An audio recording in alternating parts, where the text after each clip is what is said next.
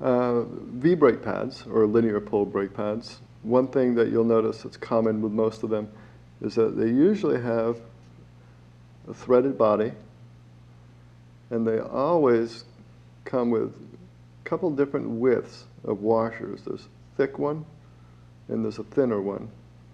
And the rounded inside edge, and a bunch of rounded edges here.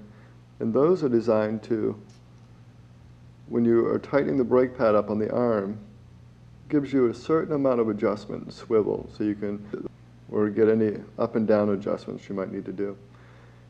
And also the difference in thickness, a thick washer and a thin one, is depending on how wide your frame is. If you've got a really wide frame, oftentimes you'll have the real thick one on the inside, because that increases the spacing between the brake arms.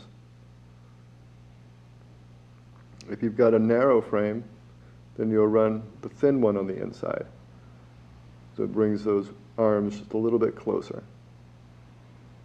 Now the next step, we'll be putting them on, and when I get this onto the brake arm, I'll show you again the swivel so you have a better understanding of how it works.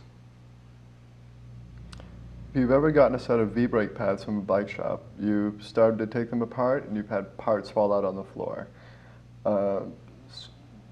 It's really confusing for someone who doesn't know where all these parts go to get them back on the post in the right order. Oftentimes in the business, I see these pads put on with everything mixed-matched and nothing really working the way it should. So I'm going to point out the different parts and I'm going to put them on so you know how to put the puzzle back together when you encounter that problem. Starting with two different widths of big washers with an inside bevel. I'm going to show you that. The inside edge is beveled. There are two more washers, the same width, the outside edge is beveled and the flat side. An end washer and a lock nut. Later on in the lesson, I'll be showing you why there are two different widths, but right now I'm just going to show you how to put them back on the post. And we'll start with a thick washer with a flat side and an inside bevel. Then we'll start with another washer with a flat side and a rounded edge going into the bevel. Another flat with an outside round, flat against flat. Another washer with the flat edge and the inside bevel. Again, the bevel meeting the round edge. The lock washer and the nut. And I'm going to show you what this looks like on the side here. Just like that. So, and once we put the pads on the bike, I'll show you why those washers are round, and we'll talk about pivot and adjustment. Now that we've just shown you the bevels, we've shown them how they go back onto the pad, I'm going to show you why the washers are beveled, why they have to swivel, and I'll show you that on the brake arm and how to calibrate them.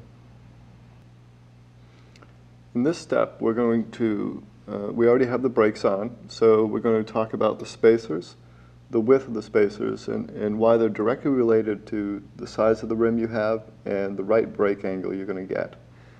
And with a pointer or a screwdriver, I'm going to show you a narrow spacer on this side and a thick spacer on this side. If I had a thin rim, I would use two thick spacers so that the brake pads came in closer and I got the right angle. Yeah. In this case, I have a thick rim on for a mountain bike. I'm going to use two thin washers or thin spacers on the inside because the rim is taking up so much space. I want those pads to line up correctly. And now that we've got that, I'll put it on correctly and we'll run a cable. Here we are at the front of the bike. We are still working on the back brake, but this time we're going to run the cable into the brake lever. And for this reason, I loosen the brake lever so that I can show you different angles.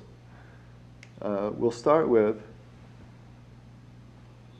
this line and the barrel adjuster. The barrel adjuster is there to tighten the cable or loosen the cable depending on the stretch.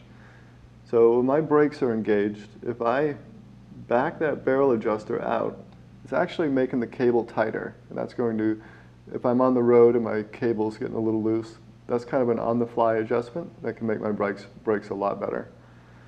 And in this step, we're going to run a cable, and we're also going to line up the lock nut and the barrel adjuster. There's a little opening here so we can slide the cable through into that.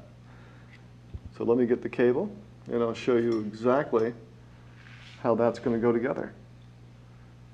I'm going to pull the handle in, and I've got a little spot here for the barrel. I'm going to slide that barrel in, just like that. And again, right down through that opening. And the cable's in. Now that I've got the cable in, I'm going to get that barrel adjuster all the way home. Screwed in is the way that barrel adjuster should always be when putting in a new cable. That gives you plenty of room to tighten the cable as time goes on to back that out. The next step is we're going to run the cable in the housing and then go to the rear of the bike and talk about the brake noodle.